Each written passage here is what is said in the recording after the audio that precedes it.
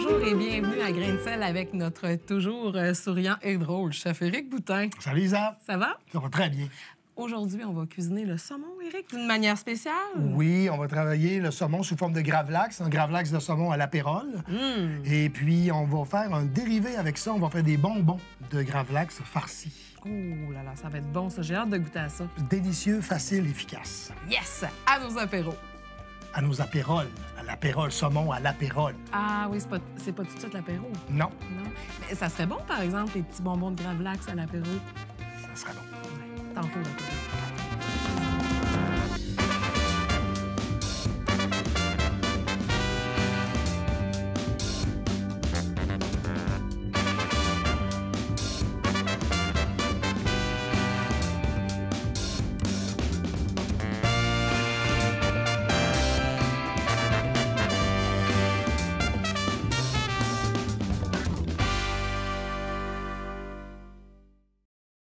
On visite la cuisine scandinave aujourd'hui, Éric, avec le saumon gravlax. Oui, saumon gravlax, c'est une recette qui est relativement facile à faire. C'est pas tellement compliqué. En fait, le coefficient de difficulté, c'est la temps d'attente.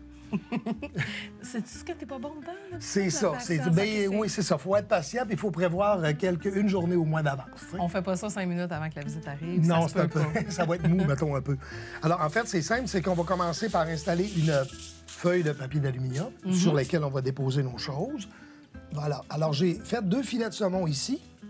On va commencer par le premier. On voit que tu as pris le côté épais, là, parce que souvent, dans un saumon, là, au bout, là, c'est un peu plus mince. Tu as pris la chair épaisse. Là. Oui, puis l'important, c'est que les 2 morceaux que vous allez utiliser, essayez de les prendre à peu près de la même épaisseur. Parce que si vous prenez ce morceau-là, puis de l'autre côté, par-dessus, vous avez un morceau, la queue, bien là, la partie du supérieur va être cuite, va être complètement dégorgée avant l'autre. Ah, OK. Parce que ce que l'on fait, en fait, c'est qu'on fait un mélange de sel et de sucre, on dépose ça dessus pour que le sel tire entièrement le liquide qu'il y a dans la chair du poisson. Fait que ça cuit pas vraiment le saumon. En fait, ça mais- le dessèche. Si j'y mets du jus de citron, mettons, là, il va devenir blanc. Là, c'est une cuisson. Un peu comme on le fait avec des ceviches. Exactement. OK. Exactement. Donc, ce que je fais, généralement, je vais utiliser du sel et du sucre en part égale que je vais déposer dessus. Puis après ça, je vais ajouter mes affaires, dans le cas présent, de l'aneth, de l'apérole, des zestes de citron, des zestes de lime. C'est avec ça qu'on va s'amuser. Mais nous, ce qu'on a, c'est qu'on a un produit qui est déjà prêt pour ça, qui s'appelle le gravlax. Oui. Alors, c'est ça qu'on va utiliser. Donc, c'est un... ça sent bon. C'est la compagnie La Pincée. C'est un couple de passionnés de bouffe québécois qui ont fait ces beaux mélanges-là d'épices déjà faits que vous pouvez utiliser là, dans toutes sortes de recettes. L'épice qui nous intéresse aujourd'hui est spécialement fait pour le gravlax. Donc, c'est un mélange qui donne un goût fondant et onctueux au saumon gravlax. Et puis, bien sûr, la cuisine scandinave, la gastronomie scandinave, le gravlax. Et on peut l'utiliser sur du saumon, sur de la truite. On pourrait également l'utiliser, dit-on, pour mettre parsemé sur de la viande, comme du porc. Oui. Mettre ça au four. C'est vraiment, là, ça sent... J'aimerais ça que vous pourriez le sentir. Pour pouvoir le sentir, bien, vous le commandez. Vous allez voir un des 13 mélanges d'épices sur lapincée.ca. Oh, ça, c'est parfait, ça. Ça Je pense que ça va être exact- parfait avec l'apérole également. Exactement. Donc- Alors, si tu veux, Isabelle, on va en mettre environ 2 cuillères comme ça. Puis ça, n'ayez pas peur parce que même si vous en mettez, On va il le va y avoir rincer une surprise. après. On va le rincer 2 après. ou plus? Ou une petite affaire de plus, une petite affaire de plus. Et ensuite, là, on va utiliser l'apérole. L'apérole, c'est un alcool d'orange. J'aurais pu prendre du Grand Marnier ou du Cointreau. Je mets l'alcool tout de suite. J'aurais pu la mettre avant de mettre le gros sel. Je le fais tout de suite parce que je sais que le sel va faire en fonction que l'alcool ne coulera pas directement sur mon aluminium. Elle va rester en place. Si j'ai rien pour retenir mon alcool, elle va glisser puis ça ne me donnera rien. On met quoi à peu près l'équivalent de assez pour imbiber le saumon, là? Ça un peu dépend partout? de la soif. D'accord, je comprends. T'en as gardé, ça, c'est pour un petit peu plus tard? C'est J'en pour ai gardé l'apéro, tantôt, justement. Justement. Puis le reste de la bouteille est où? Le reste de la bouteille, je l'ai gardé lui aussi. Je vais te faire du beau Oui, petit mais moi, zeste frais. des zestes d'orange. Puis moi, ce que je vais faire, là, en fait, ce qu'on fait, c'est qu'on étend l'aneth. Ouais. Et ça, on peut en mettre épais aussi. Le zeste aussi va donner vraiment de la Oui. saveur. Moi, j'aime beaucoup, beaucoup utiliser les zestes en cuisine. dans le mélange d'épices que vous avez, là, c'est du gros sel qu'il y a dedans. Bien, c'est du sel moyen. On utilise du gros sel pour ce genre de choses-là parce que quand on utilise... En fait, c'est plus le sel est gros, plus le sel va se dissoudre rapidement. Ouais. Donc, si on prend du sel de table, bien, le sel va s'en aller, il va se dissoudre en l'espace d'1 heure et demie. Là, ça va être trop salé. Bien, ça va donner un coup de sel, mais en fait, c'est qu'il va se mettre à faire beaucoup d'eau. Il va être cuit sur une surface d'à peu près 1/4 de centimètre, mais il va être complètement cru en dessous. Il ne se rendra pas jusqu'au fond. Donc, on utilise vraiment, on priorise le gros sel. Oui. Alors, on peut y aller avec le zeste. Est-ce qu'on met tout le zeste d'une orange? On se gâte. Hein? Est-ce qu'on aurait pu mettre du zeste, par exemple, de citron? Zeste de citron, Mais pas de jus de citron, parce que là, on aurait vraiment cuit la chair. Là. Bien, le jus de citron, en fait, c'est que plus on va utiliser... Bon. Oui, c'est terrible. Plus on va utiliser quelque chose d'acide, moins la marinade doit rester longtemps sur la pièce. Okay. En fait, ce que je vais faire, je vais me tasser ici. Je vais le faire. En fait, ce qu'on fait, c'est qu'on fait la même chose, mais avec une autre pièce de saumon, puis ensuite, on va les chevaucher un par un. OK, donc on va... Est-ce que tu remets, là? Je remets aussi. Je fais la même affaire. D'accord. Avec moins d'aneth, parce que je l'ai tout mis du même côté. Avec moins de zeste aussi, parce que je avec moins... Non, mais ça, c'est pas grave, parce qu'il est sur le dessus. Il va toucher directement à mon... Oui. C'est comme l'aneth, là. Fait que c'est pas tellement grave, parce que l'important, c'est mon apérole, mon sel. Le reste, soit en contact avec ton saumon. C'est exactement ça. Le sel va cuire ça, puis il va le pousser dedans. Tu vas faire une genre de sandwich de saumon. C'est une sandwich de saumon. Voilà. Ça sent très bon, ça. Je connaissais pas ça, l'apérole d'Isabelle. Puis j'ai vu ça sur Internet, un gravlax à l'apérole. Ça a vraiment piqué ma curiosité. C'est là que je t'en ai parlé. Puis t'as dit, let's go, on essaye. C'est la plus grande qualité en tant qu'ami, c'est qu'il embarque toujours dans mes idées folles. Alors voilà, comme ça ici. On le dépose comme ça. On l'écrase. Pourquoi avoir choisi du papier d'aluminium? Le papier d'aluminium, c'est très simple. En fait, c'est que si j'avais pris du plastique, ça aurait... L'important, c'est qu'il faut laisser de la place au jus pour s'en aller. OK. Alors, si je mets ça dans un sac de plastique hermétique, bien là, il va mariner dans son jus. Je veux pas un spa pour mon saumon. Je vais juste être capable d'éliminer le surplus d'eau. OK. Donc, ce que je vais faire, c'est que je vais le fermer comme ça. Une fois comme ça. Je vais garder l'autre morceau pour faire la même chose. Parfait. Là, je vous le dis, là, c'est très cute, c'est très sexy, mais ça ne sera pas longtemps. Parce que dès qu'il va commencer à dégorger... Il va faire du jus. Il va faire du jus. Alors, d'où l'importance d'utiliser un plat avec un bon rebord. Souvent, je vais dire, prenez un Pyrex. Parce que le Pyrex, les rebords sont assez élevés.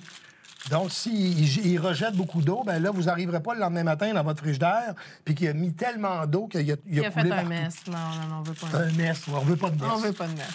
Alors, ce qu'on fait comme ça ici. Puis, généralement, on va le mettre, on va mettre un poids dessus pendant la nuit. C'est une livre de beurre. Une livre de beurre. Ou, tu sais, pas plus qu'une livre. Plus on est pressé, plus c'est pesant. C'est quoi le temps d'attente idéal là, pour un gravlax parfait? Je vous dirais, moi, personnellement, je pense que 24 à 36 heures, mais 24 heures, je pense que c'est bien correct comme ça. OK. Tu sais, fait qu'à ce moment-là, ça y donne tout le temps qu'il a besoin pour se reposer. Puis pour aussi s'agrémenter des saveurs, parce que dans le fond, le temps de pause, c'est pour qu'ils deviennent à la texture gravlax, mais également pour qu'ils prennent le goût des épices. Exactement. Ce que je vais faire, lui, je vais le réserver ici, puis je vais vous montrer un peu de quoi ça va avoir l'air, ça a l'air après son 36 heures. Donc, ah oui, ça fait beaucoup de jus, là. Ça fait beaucoup de jus. Si on y touche un peu, on se rend compte que la texture a changé.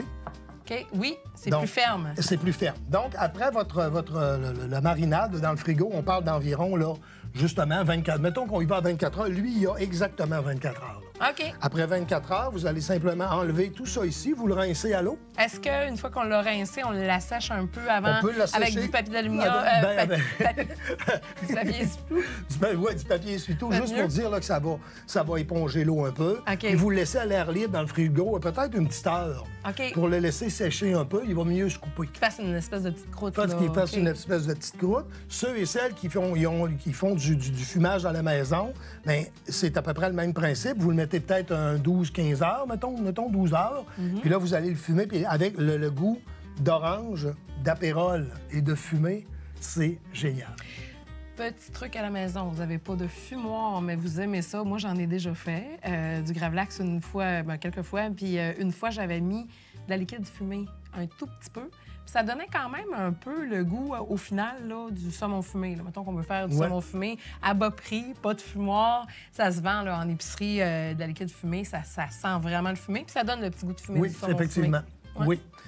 À partir de ce moment-là, là, vous voyez la deuxième étape. Oui. Et la dernière étape, c'est ça ici. Là, ça a été nettoyé, rincé, Il a asséché. été nettoyé, rincé, asséché. Donc là, il va être prêt à trancher pour faire notre utilité qu'on a à faire. Dans le cas présent, on va le faire en espèce de carpaccio de gravlax avec lequel on pourra servir de la nette, du citron frais, de la crème sûre. En fait, toutes les possibilités, toutes les raisons sont bonnes. Comme prendre l'apéro, hein? Toutes les raisons Comme sont bonnes pour prendre l'apéro. l'apéro. C'est le genre de recette, d'ailleurs, qui se propose vraiment bien sur une table d'apéro, là, avec des bouchées apéritives. Franchement, le gravlax à sa place. Vous avez, lorsque vous coupez votre gravlax, il y a la partie grise en dessous. Oui. T'sais, alors, vous avez le choix. La partie grise, vous pouvez soit que vous l'enlevez au début, ou soit que vous l'enlevez quand ils sont coupés. Mais pourquoi? Parce que esthétiquement, c'est pas très beau. Puis au niveau du goût, ça va chercher une certaine amertume qui est moins intéressante, effectivement. Est-ce que le fait d'enlever la peau, ça peut changer le processus pendant qu'il va avoir la manière de cuisson sèche? En fait, que si on enlève la peau, les deux côtés vont cuire de votre saumon. OK. Et là, à ce moment-là, c'est plus difficile parce que là, il faudrait, excusez l'expression, mais gager, calculer l'épaisseur du saumon. C'est beaucoup plus difficile. Donc, Avec on la est mieux peau, de garder il la reste peau. en place, il bouge pas. Donc, vous allez-vous comme ça de même. Ça se coupe réellement comme du saumon fumé, en fait. Ça se coupe exactement comme du saumon fumé. Qu'on peut manger comme ça, qu'on pourrait se servir peut-être également pour mettre dans des sushis. Oui, on pourrait mettre ça dans des sushis. Salade. Salade, Des on peut le pâtes? faire... oui, vas-y. Du jello. Pas du Dans jello, tout. là. Quand même. Veux-tu, Isabelle, puis je vais te donner les morceaux, puis Ouais. monte-toi, je vais te donner une chance, là. Je vais te laisser monter ton assiette avec les morceaux que je vais te faire, OK? Ben oui, je sais bien. Non, mais... Fait que, écoute, je vais te les transférer comme ça, veux-tu? Oui, je veux bien, je le veux. Oui, je le veux. Oui, je le veux. Je te mets ça où, là? Bon, tiens, tu me donnes ça ici, Tiens. comme ça. Je ne vais pas dire, j'ai jamais rien fait pour toi. Je fais tout pour que tu gagnes. Ah oui, hein? C'est ça, oui. À d'autres. Tu me donnes des belles tranches? Oui. Tabarouette. Attends un peu, ce sera pas long. T'as senti coupable de quelque chose, coudonc? T'as-tu pas te faire pardonner, là? Voilà. Alors, c'est à peu près comme ça ici. Wow. Là, tu vois, il commence à avoir du gris. Je vais te le tailler un peu. Ouais. Je pourrais le tailler. Ben, tu peux le garder, toi, au pire, ce morceau-là. Là. Ben, moi, je vais décorer. Tiens, Charles. Ah, génial. Hey, ça sent bon. On sent l'odeur Oui, de on sent l'orange, le de citron, puis l'apérole. pardon, l'orange est vraiment, Ouais. vraiment, vraiment bon. Puis quand vous coupez votre saumon, vous essayez d'y aller le sens contraire, exactement comme de la viande. C'est-à-dire que vous voyez ici, là, je ne sais pas si on est capable de le voir, mais on voit les tirets, là, les lignes du poisson. Ouais. Bien, là, je m'en vais tranquillement pour arriver au contresens. contraire tranquillement. Cette partie-là n'est pas la même. Et rendu ici, là, je vais être comme ça. Ça peut arriver, comme c'est le cas, qu'on pogne une Oui. petite arête, on la retire en faisant gaffe de ne pas briser le saumon, mais ça peut arriver, bien sûr. Là. Tiens, comme ça ici. Parce que moi, la première fois que j'ai vu ça du gravlax, je me disais, ah mon Dieu, ça a l'air compliqué à faire. Pas en tout. Non, Pas c'est du pas tout. compliqué à faire. Tu sais, la cuisine, dans le fond, là, c'est parce que bien souvent, on n'essaie pas. Des fois, on a peur, hein? On a peur de se lancer. On se dit, hey, ça va être compliqué, ça va. Bon.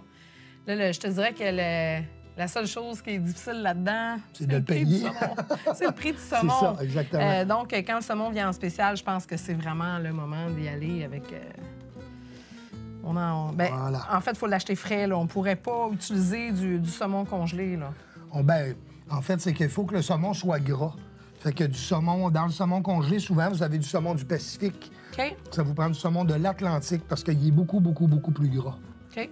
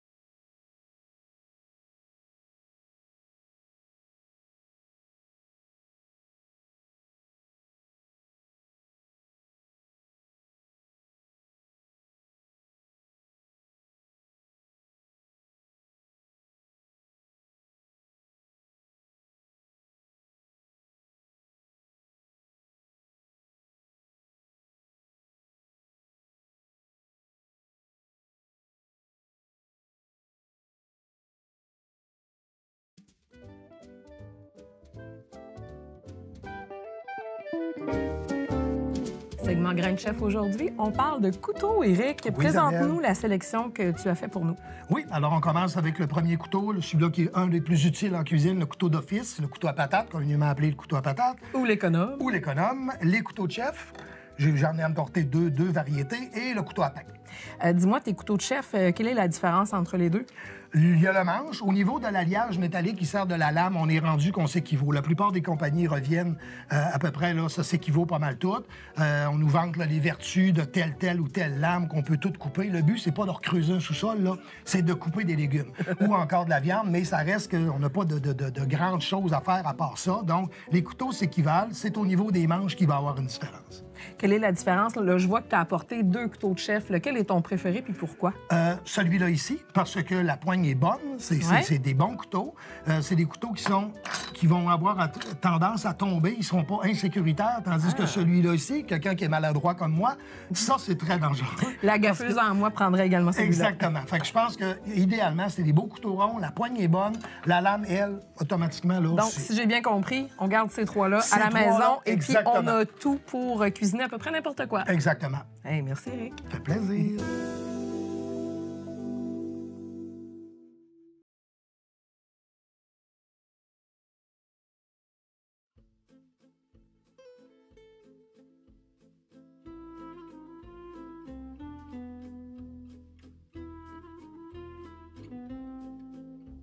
Puis à partir de ce moment-là, on va farcir ça. Donc après ça, on va refermer. Ça donne une espèce de petit bonbon. Et puis on sert ça là, en apéritif ou encore une petite réduction balsamique, crème sûre. Des petites affaires agréables, là. Quelque chose qui se sort bien en apéro. Quelque chose qui sort très bien en apéro. À la base même, c'est une pommade que je faisais, c'est-à-dire que je mélangeais des noix, fromage de chèvre, cœur d'artichaut, de l'ail, je mélangeais tout ça pour former une pommade toute mélangée ensemble. Mais je trouve que toi, tu en as décidé autrement. Puis c'est une très, très bonne idée parce que tu mélanges ton fromage avec tes noix, mais les artichauts, tu vas pratiquement les laisser entiers pour donner, lorsqu'on coupe, qu'on voit l'artichaut. C'est une très, très bonne idée. Bien, en fait, c'est que j'aime ça, moi, croquer dans un cœur d'artichaut. J'aime bien la texture, je trouve ça bon. Fait que de cette façon-là, quand on va le couper, effectivement, on va avoir le cœur de l'artichaut, puis quand on va croquer dedans, bien, on va croquer dans l'artichaut. Fait qu'on, je pense que ça va goûter passablement la même chose. Oui, mais c'est une très, très bonne idée. On va l'essayer. Alors, ce qu'on fait, c'est que nos moules sont déjà ici, Ouais. que tu as plastifié d'ailleurs. En fait, ben, l'idée, c'est qu'on prend des moules à mini muffin, on met du plastique parce qu'on veut pas que ça oxyde sur le poisson, hein. Sinon, c'est du métal. Puis en même temps, ça va être plus facile à enlever. Oui. Tu sais que si on le dépose direct de même, là, ça prend plus de contorsion, disons ça comme ça. Tandis que là, en le mettant ça, on va tirer dessus puis il va suivre. Parfait.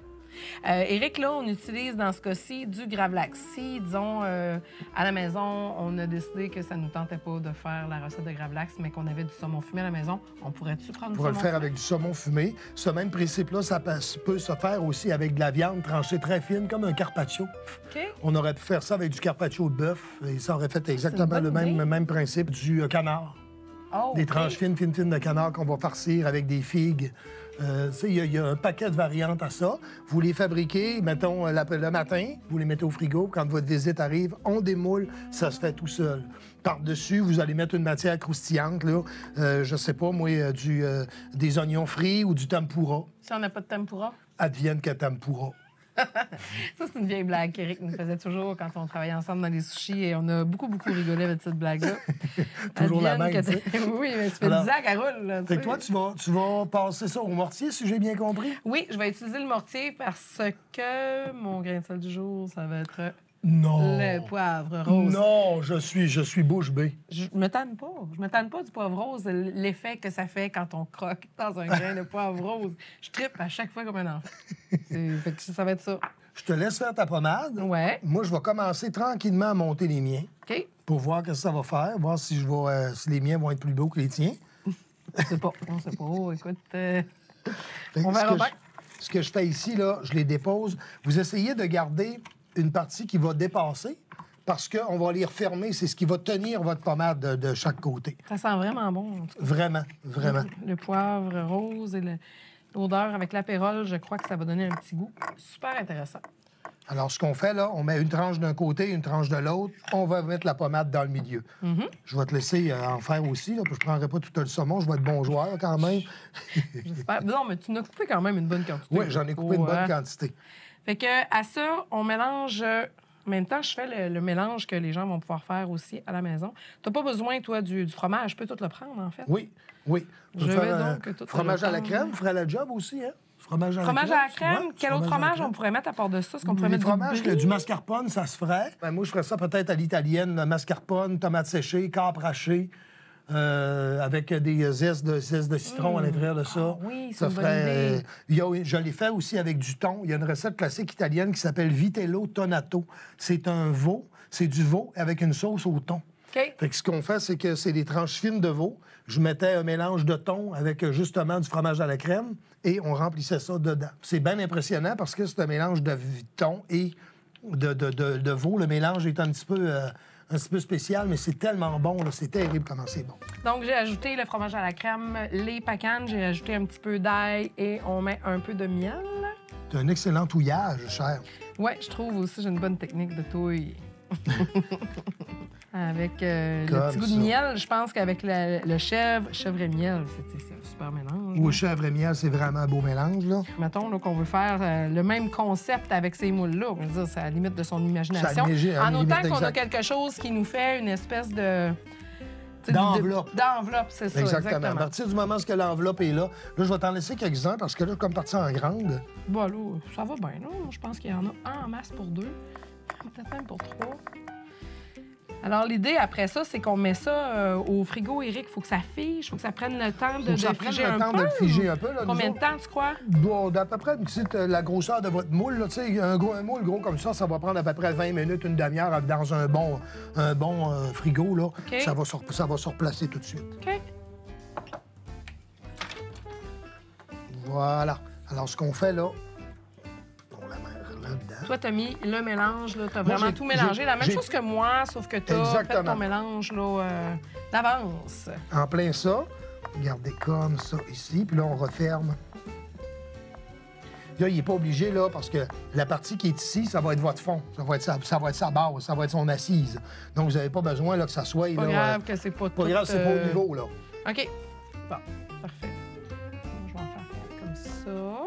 Fait qu'on met une partie... Non, c'est vrai, c'est mes petits cœurs d'artichaut. Je t'ai rendu au cœur d'artichaut parce que moi, j'ai décidé de mettre des cœurs d'artichaut comme ça. On va couper la base de même. En plein ça, oui, c'est la partie la plus tendre, ça. C'est la partie la plus tendre du cœur d'artichaut. Souvent, quand vous allez l'acheter dans le commerce, vous allez pogner les feuilles, vous allez pogner des feuilles un peu plus coriaces. Ça arrive assez régulièrement. Ouais. Là. C'est pas toujours le fun, mais peu importe, je peux vous garantir que peu importe la qualité d'artichaut que vous allez acheter, vous allez toujours en pogner un ou deux que c'est un petit peu plus... on dirait qu'on mange un cure-dent des fois, là. Mais... oui, j'avoue, ça peut être fibreux. Bien, quand on remonte vers le cœur, ça commence à être un petit peu fibreux. Donc, moi, je les ai mis comme ça, puis je vais mettre mon mélange autour. Comme ça. Voilà.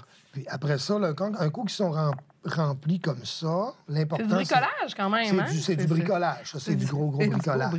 Tu sais, on parle souvent des enfants, là, tu sais, mais ça, c'est des affaires qui sont pas compliquées à faire. Oui, puis en plus, ben là, tu parles des bonbons. Ben là, si tu dis le mot bonbon, c'est sûr. C'est sûr que quand tu vas parler de saumon fumé, c'est peut-être un peu moins vendeur, là. Bon, écoute, ça dépend si t'es bon vendeur ou pas, là. Isabelle. Ah, wow, mon Dieu, ça donne normalement un beau résultat. Ça donne quelque chose... Ça donne un petit bonbon. Toi qui dis, ça fait quelque chose de sexy? Ah, c'est très sexy. C'est très sexy. Ouais.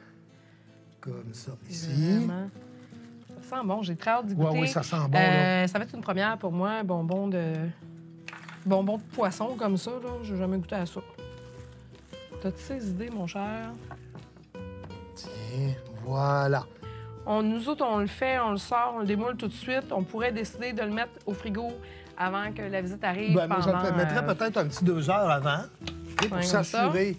C'est très parfait. Ouais. Le résultat est pratiquement le même. C'est très beau. Ben écoute, pratiquement. Hein? C'est très beau comme ça. Alors, on va monter une belle petite assiette. On va nettoyer un peu là, avant d'aller goûter à tout ça. Qu'est-ce que tu en penses? J'en pense que ça a bien du bon sens. On clean, on se lave les mains un peu. On revient. À tantôt.